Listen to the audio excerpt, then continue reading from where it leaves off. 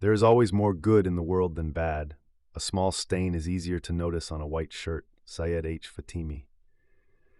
There is always more good in the world than bad, but we do not see it that way. A small stain is easier to notice on a white shirt. Acts of cruelty leap out at us not because they are the substance of life, but because they rupture the ordinary fabric of kindness, cooperation, and quiet decency that usually goes unseen. And yet there is another danger. Not the presence of evil itself, but the good who see it and do nothing. Beneath this tension lies something deeper. Good and evil exist not as absolutes in isolation, but as a pair, a dichotomy by which each gains definition. If all were good and nothing stood against it, how could we recognize goodness at all? Would there be degrees of good, one act more meaningful than another, or would all dissolve into sameness? Without contrast, the very word would lose its force. This is why the darker road matters. Without the possibility of cruelty, there is no weight to compassion. Without the lure of dishonesty, truth carries no courage. Without the presence of evil, goodness becomes a mechanical reflex, predetermined and hollow. To choose what is right only has meaning because we could have chosen otherwise. The dichotomy, then, is not only about recognition but about freedom. It is what grants us choice, what allows our character to take shape. A world without opposition would be a world without will, without struggle, without the dignity of decision. Goodness, if it is to be more than habit, requires the shadow of its opposite. It is in the presence of that shadow that the act of resistance becomes luminous. Evil is contrast, not totality. Evil often feels overwhelming because of how we encounter it. A single betrayal can overshadow years of trust. One act of violence can scar an entire community. Yet this perception deceives us. Goodness is the backdrop of daily life. People share food, keep promises, raise children, tend to the sick, and offer strangers directions on a street corner. These acts rarely make headlines. They pass without fanfare, precisely because they are expected. Evil, by contrast, announces itself in rupture. It startles because it breaks the pattern. It is not the totality of the world, but the interruption of it. Just as darkness makes us aware of light, cruelty makes us aware of compassion. It is the contrast that gives moral experience its sharpness, the sudden recognition that the ordinary good we overlook is in fact precious. To name something evil, then, is to confess that we know good. To recoil from a stain is to affirm the value of the shirt. What horrifies us is not that evil exists, but that it reminds us of what should be normal. The silence of the good. If evil draws our attention because it ruptures the ordinary, it gains its strength in another way as well, through the silence of those who witness it. The presence of cruelty is never enough on its own to shift the course of history. What gives it power is the complacency of those who look on and choose not to act. This silence wears many masks. Sometimes it is fear, the knowledge that to speak out is to draw danger toward oneself. Sometimes it is comfort, a reluctance to disrupt the ease of one's own life for the sake of strangers.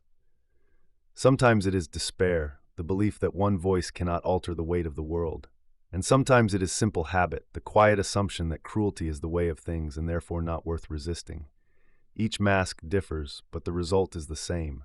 Passivity becomes complicity. The stain is left to spread.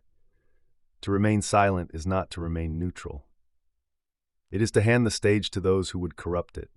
The tyrant does not rule by his will alone. He rules because others obey. The abuser does not harm in secret forever. He thrives because bystanders look away. Even petty cruelties in daily life depend on the same dynamic. The whispered insult, the unjust policy, the corrupt decision, all of them persist because enough people shrug and turn aside. Hannah Arendt called this the banality of evil, that ordinary people, without malice or even conviction, become enablers of great harm simply by failing to resist. Edmund Burke put it more sharply: evil triumphs not because it is strong, but because the good do nothing.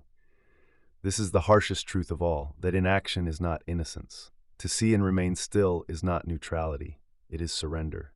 The paradox of perception and responsibility. We are caught, then, in a paradox. On the one hand, evil appears larger than it is because our perception is drawn to it like the eye to a stain on a white shirt. On the other hand, we often minimize its threat in practice. convincing ourselves that the background of goodness will somehow absorb or outlast the rupture. We see clearly, but we act faintly. This gap between perception and responsibility is precisely where evil gathers strength. A single act of cruelty shocks us, but unless it provokes a response, it becomes precedent. Each unchallenged wrong teaches others what is permissible. Silence, multiplied by time, transforms the rare into the normal. The stain spreads not because it is stronger than the fabric, but because the fabric refused to resist. Here lies the irony. We recognize evil vividly when it appears, yet we often fail to recognize that recognition itself demands action. To notice a rupture is already to be implicated in it. To call something unjust is to admit that justice is possible. Perception without response is not awareness, it is abdication. The weight of goodness. If evil draws its force from rupture and from silence, goodness draws its weight from persistence and from courage. It is true that there is always more good than evil, but goodness is not self-sustaining. It does not endure by default. It endures because people choose it, again and again, often at cost to themselves.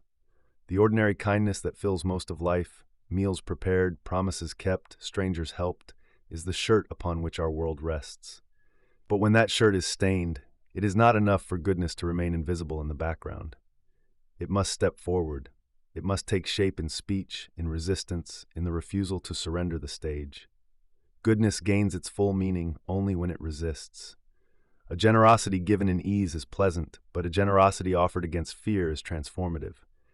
A kindness that costs nothing is fine, but a kindness that risks something becomes a declaration. In this way, good is not measured simply by numbers, but by weight. The weight of courage, of vigilance, of standing where it would be safer to kneel. There is more good in the world than evil, but it is only when that good chooses to act that its abundance becomes strength. Without that choice, even the brightest shirt can be undone by a single spreading stain. Closing reflection. The image of the stain on the shirt lingers. Evil does not cover the fabric of the world, but when it appears, it demands attention. We notice it because it disrupts what we expect, because it reminds us that goodness is the norm, even if it is quiet. Yet noticing is not enough. The shirt will not clean itself. To live with integrity is to accept that goodness carries weight. It requires more than sympathy, more than silent agreement. It requires presence. It requires action. To witness evil and do nothing is to grant it permission. To resist it, even in small ways, is to restore the balance that allows life to remain whole. The stain is real, but so is the shirt. The choice is ours, whether we let the mark spread or whether we take it upon ourselves to keep it clean. See clearly, speak courageously, act justly.